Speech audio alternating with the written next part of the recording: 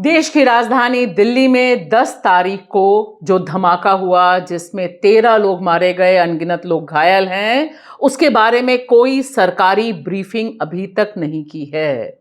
अभी तक देश को पता नहीं कि यह आतंकी हमला या फियादीन हमला था या फिर कुछ और इसके पीछे की कहानी है। और इसी बीच देश के प्रधानमंत्री भूटान यात्रा से लौटकर सीधे पहुंचे एलएनजेपी हॉस्पिटल और वहां पर इस धमाके से जो लोग घायल हैं उनसे मुलाकात की और यहां देश की धरती से भी उन्हें भरोसा दिलाया कि इस घटना के पीछे जो लोग हैं उन्हें बख्शा नहीं जाएगा। लेकिन हमारा सवाल बिल्कुल साफ साफ देश के प्रधानमंत्री और देश के गृह मंत्री अमित शाह जी से है कि अभी तक इस घटना के बारे में कोई औपचारिक आधिकारिक बयान क्यों नहीं आया है? क्यों नहीं देश की जनता को पता चल पाया है कि इसके पीछे कौन सी ताकतें थीं?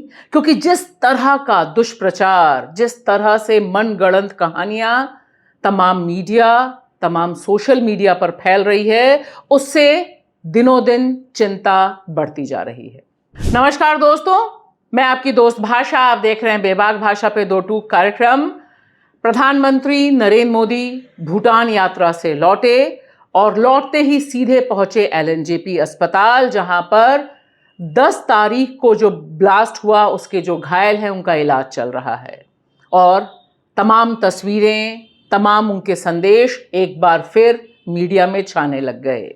हालांकि 10 तारीख को जब यह धमाका हुआ था उसके अगले दिन ही वह भूटान गए थे और तब भी हमने सवाल पूछा था कि जब देश में और देश की राजधानी में इस तरह का संकट, इस तरह की अफरा तफरी और आशंका है, तब देश के प्रधानमंत्री को क्या भूटान जाके हैप्पी बर्थडे सेलिब्रेशन में शिरकत करनी चाहिए? लेकिन फिलहाल जब वो लौट आए हैं और यह तस्वीरें हमारे सामने हैं, उनका बयान हमारे सामने है, तब कुछ अहम सवाल जो हम पूछना चाहते हैं कि 10 तारीख से लेकर 12 तारीख तक कोई औपचारिक स्टेटमेंट सरकार की तरफ से क्यों नहीं आया है? निंदा अलग बात, लेकिन देश की जनता को यह पता होना जरूरी है कि इस हमले या इस ब्लास्ट के पीछे कौन है और किस तरह से यह आतंकी हमला है या नहीं है। It was a terrorist attack और नॉट। क्या यहां पर आरडीएक्स इस्तेमाल हुआ या नहीं?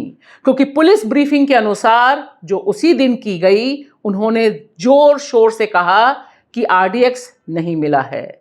यहां पर मैं इसका भी जिक्र कर रही हूं कि उससे पहले यानी 9 तारीख को, 9 नवंबर को जो बड़ा आतंकी नेटवर्क ब्लास्ट किया गया था, उसमें भी हरियाणा पुलिस ने सीधे सीधे कहा था कि कोई आरडीएक्स नहीं मिला। ज्वलनशील पदार्थ कई 100 किलो मिले हैं, जिसको लेकर 3 लोगों की गिरफ्तारी हो चुकी है।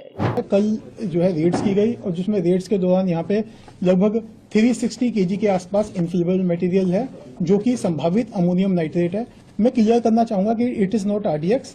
मैं इस बात को क्लियर करूंगा क्योंकि कई जगह ये चल रहा है, तो मैं क्लियर करना चाहूंगा इट्स नॉट आरडीएक्स। तो ये इन्फ्लेमेबल मटेरियल है। यह जो सारा का सारा मामला है और ये जो सारे सवाल हैं, यह जवाबदेही यानी अकाउंटेबिलिटी की मांग करते हैं। कौन जिम्मेदार है? क्या यह आंतरिक सुरक्षा में खामी थी?